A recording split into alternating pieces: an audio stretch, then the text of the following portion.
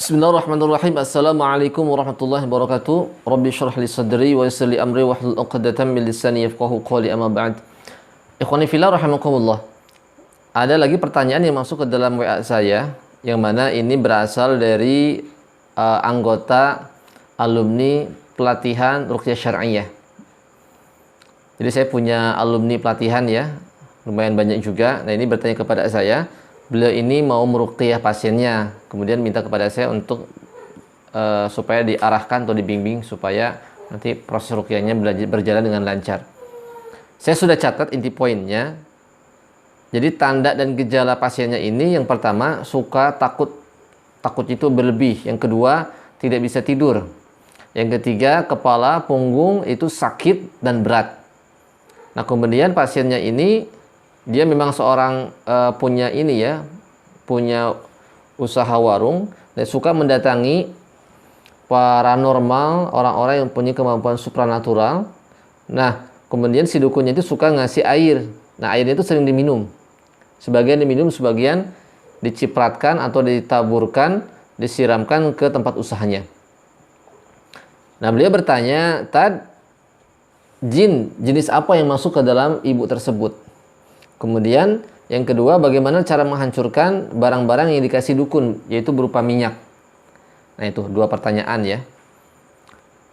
Nah, kemudian beliau sempat meruqyah dengan air, kemudian reaksinya itu perutnya langsung sakit, kemudian keringetan sampai buang air besar.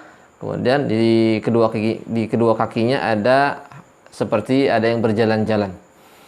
Nah, saya simpulkan dari gejala-gejala dan tanda-tanda yang demikian ini kemungkinan besar gangguan jin dan sihir. Dilihat dari proses setelah diruqyah itu ada yang berjalan sampai keringetan, buang air besar. Ini kemungkinan ada sihir dan jin. Jin jenis apa yang masuk ke dalam orang yang bersangkutan? Sepertinya ini jin yang berasal dari dukunnya. Jadi berbalik, jinnya itu menyerang kepada orang yang bertanya kepada dukun. Apakah bisa? Sangat bisa. Ini banyak kejadian orang-orang yang dia bertanya kepada dukun, kemudian meminta supaya mengirimkan guna-guna atau sihir kepada orang lain. Nah, itu terkadang orang yang meminta kepada dukunnya itu supaya menggoda-godai orang lain, terkadang berbalik kepada orang yang memintanya. Itu ada ya. Nah, ini bisa jadi jinnya ini menyerang. Kalau memang kita sudah memastikan jinnya ini bukan jin nasab, setelah kita tanya ya, harus ditanya juga, emang harus ditanya ya.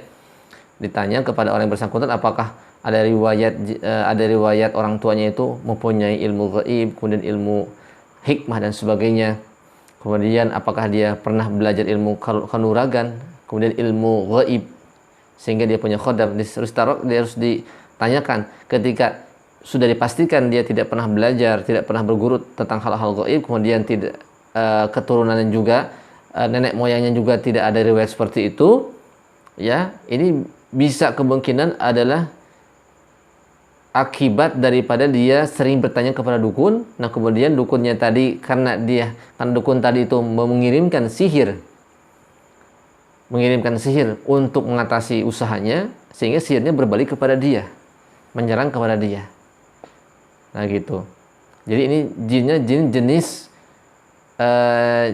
jenis kiriman, cuman kirimannya berbalik kepada orang yang bersangkutan. Yang tadinya ditujukan untuk melancarkan usahanya, kemudian berbalik kepada orang yang bersangkutan, orang yang memintanya, sehingga dia kena imbasnya, kena efek sampingnya. Dan ini banyak kejadiannya, banyak di luar sana juga ada yang tadinya dia ingin menjatuhkan orang lain, dan ternyata orang lainnya langsung stroke.